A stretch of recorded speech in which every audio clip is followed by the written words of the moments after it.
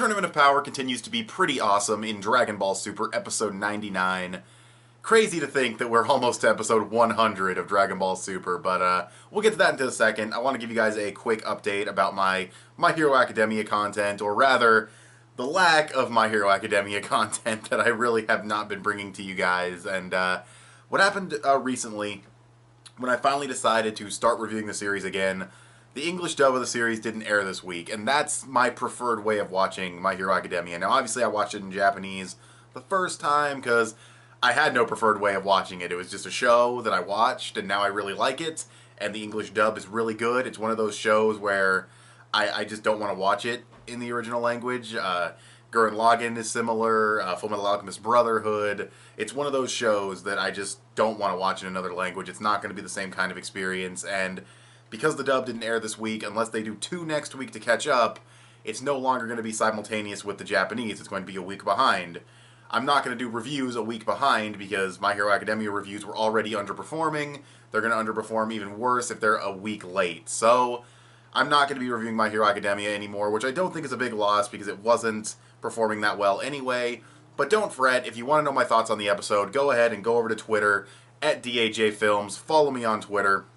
And I'll be posting, little reactions to the episodes as I'm watching them, giving my overall thoughts. There's a character limit, so it might be in multiple posts, but go over to my Twitter. That's where I'll be giving thoughts on My Hero Academia episodes, so there you go. They'll still be a week late, but you'll still get my opinions if you want to know my opinions on those episodes. Now let's talk about Dragon Ball Super Episode 99, Krillin It Part 2, because Krillin was epic in this episode. Of course, he's the first to be eliminated, which means a lot of people are going to give him a bunch of shit. People already are giving him a bunch of shit about how he's still useless and a joke and Krillin owned count and all that bullshit. But he was a badass in this episode. He's the big draw of the episode, him teaming up with Android 18. And that's pretty much it. You get some stuff in the beginning with Vegeta versus Vegeta and Batomo, and that stuff's good. And the overall look of the episode is fine. I'm not really going to go into the animation and shit too much because there's only one really standout moment, and there's really not a lot of bank animation to talk about. There's like the final Kamehameha that he used, not the final Kamehameha like the attack, but you know what I mean, the big finisher that he used. That was reused from 84, and there were some stills of Krillin that were reused from 84, at least one in particular that was reused from episode 84. That's pretty much it, though. Outside of maybe some reactions in the crowds, I didn't spot any other bank animation or reused animation, so they're already getting better with that, which is good. Just 2 episodes that had a lot of bank animation so far, and this one had a little bit, so that's really good. That's a plus. But with that out of the way, let's talk about the content of this episode, because it's definitely a very character-driven episode with Vegeta interacting with Vegeta and trying to insult him, and Universe 6 showing off that they've overcome some of their weaknesses, like Batomo isn't going to get thrown anymore, he caught himself, Vegeta covered his ears so that he can't hear the insults. I like seeing that Universe 6 has improved themselves. I think that's really, really awesome, and we'll see what happens, because Batomo still can't take damage, he's stacked on top of Vegeta, they are Bota Vegeta, or whatever they called themselves, and he's not going to budge off of Vegeta. Vegeta can't hear his insults that Vegeta's trying to throw at him, so I'm really curious how Vegeta is going to beat them. They are very durable. Like, Vegeta's really durable, and Batomo just does not take damage. So unless Vegeta really wants to go blue again already and, like, go really OP and, like, just blast them out of the ring, I'm not sure what he's going to have to do. Maybe Super Saiyan 2 is enough. He didn't use Super Saiyan 2 against Vegeta before. He only used Super Saiyan, and obviously he's stronger than he was last time, but we could assume they are as well, so it'll be interesting to see how things go down. And before I get to the main event of the episode, which is obviously Krillin and 18 doing their thing, I'll talk about everyone's reactions to the universe being destroyed. I like this. I like the reality hitting everybody. Even Vegeta's like, wow, we just saw like a universe just got destroyed.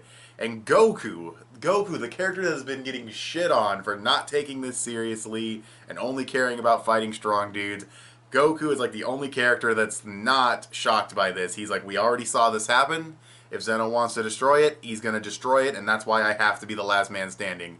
Goku is taking this seriously just because he has a smile on his face and because he's excited to fight these other people does not mean he isn't taking this seriously, and he showed that in this episode. He is taking this very seriously, and I loved that. That was great. Alright, now let's talk about Krillin. Krillin put in work in this episode. He threw the Kienzons.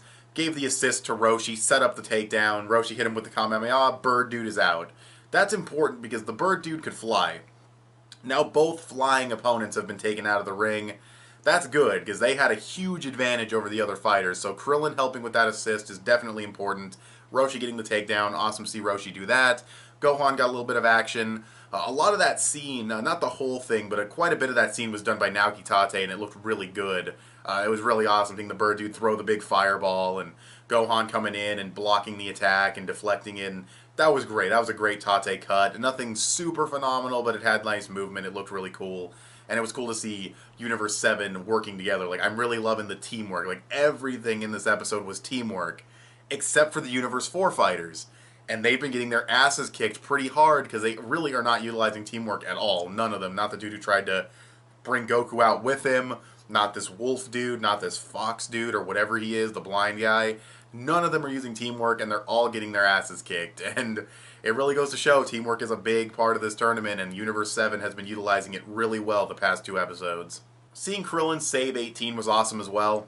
That's the next big thing he did in the episode, was actually save one of the mid-tier fighters from their team from being eliminated, which is a pretty significant thing to do. Then, him and 18 team up. Here's the animation highlight of the episode. You thought it'd be Tate, right? No. It's Futoshi Higashide, most likely based on the effects. Awesome. Just this back and forth volley attack where the beam gets bigger and faster. The more Krillin and 18 bounce it back. There's some great shots following the beam between the two of them as it rotates. It's great. The explosions are fantastic. The effects are great on the impact. One shot of 18's face where she looked really pissed. That was kind of iffy, but other than that, it looked really great art-wise, and it looked really great animation-wise, and they take out that guy, so that's another one. Not really under Krillin's belt, because Roshi took out the other guy, but still, teamwork. You know, it's not about who has the highest fucking knockout count. What matters is that you take them out. And then Krillin has a one-on-one fight with this blind, tall fox dude. I like the fight looping here, even though I've been a little bit critical of the looping punches and kicks we've been getting lately in Super. This was cool. This actually felt like it had choreography and some finesse to it. It wasn't just like 3 or 4 frames being smashed together. You know, you see this dude's long-ass fucking sleeves flipping around, and there's definitely choreography going on, so that was cool. And then Krillin hits the dude with the shoe, because he uses his sense of smell. He basically blinds him with his shoe, gets it right on his nose, the smell fucks him up. It's a gag, but it works. The dude's basically blinded. He can't smell anything but the shoe. He has no senses around him, and Krillin just hits him with this Kamehameha, knocks him out of the ring. 2 for Krillin. Or I guess you could say 18 took out the other one. But again, it's the teamwork that matters. The objective is taking dudes out. It doesn't really matter if you solo them. What matters is that they get taken out. Whether it's supporting, assisting, setting it up, whatever.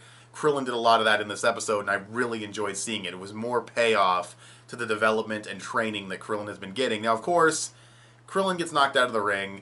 And of course, people are making fun of Krillin and, like I said, the owned count and all that. But I think we all know Krillin's the real winner after saving 18 in this episode. But, yeah, you guys all know what I mean. But joking aside, that was I don't really know what to call it. It was like not really a big moment for Krillin, but just what do you call that? Like, that was a really useful thing to do. Like, it's hard I can't find the words for some reason, which is stupid because it's probably a very easy thing to explain, but Krillin saving 18 was massively important for Universe 7's team in general. Keeping someone as powerful as her in the match because she almost got taken out, that's big, you know what I mean? It's not big for the plot or anything like that, but it's big for their team, it's big for the tournament. That was a huge assist by Krillin right there, and he gave Roshi a huge assist. He took this dude out solo, took out the other dude with a fucking 18 with their teamwork. I loved it. I loved watching it. Now, how do I feel about him getting eliminated? Because I've been joking about it and, mentioning other people joking about it. But how do I feel about the elimination? After everything he did in this episode, I think I'm okay with it. I would have liked to have seen more from him. I would have liked to have seen the Solar Flare times 100 or the Taioken times 100 do more against other people. It didn't affect this guy because he was blind. Obviously, it affected Gohan even after closing his eyes because it's just that powerful of a blast, or not a blast, but you know what I mean. It's that powerful of a light, but this dude's completely blind, so it didn't affect him at all. I would have liked to have seen it affect other people, and seen it, be more useful, since it was very useful in his sparring match with Gohan. But, you know, and I also would have liked to have seen him use the, that one, what was it, on the fists, you know what I mean? Like, how do I call it? I don't know if I like gloves or gauntlets or anything, but when he had the key focused in his fists, he was doing that a lot in the forest with Goku. I would have liked to have seen that. And maybe him, like, kind of redirecting his Kienzans around a little bit, because he did that against Goku. But all in all, Krillin did a really good job in this episode. Even Beerus wasn't too hard on him for losing. Supreme Kai wasn't hard on him for losing. He took out a couple dudes, helped out take out a couple dudes at least, and yeah, it's cool. You know, someone had to get eliminated from Universe 7 at some point, you know. I like what they've been doing with the structure of this tournament, because there's so many fighters. It feels like, you know, some episodes might just be fighting filler, you know what I mean? Like, it's a lot of fighting, but nothing's really happening. I really like how they've structured the tournament so far. You have the first episode, you know, just a bunch of action. It opens things up. That's pretty much it. A couple people get eliminated. That's good. The next episode, a universe gets destroyed. The stakes aren't raised, but the stakes feel more real now. And an entire team got eliminated. And now in this episode, more great teamwork, Krillin putting in work, more payoff to his character development, especially the moment where he's able to relax himself and not panic after seeing a universe get destroyed. Really good.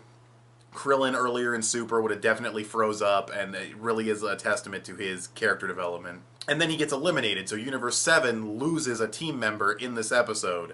I really like how this tournament is structured so far. Something major has happened in each episode. Things getting started, a universe and a team getting taken out, and Universe 7, the main characters, losing a team member. None of it has just been like, oh, we're just going to fight for an entire episode and nothing's going to happen by the end.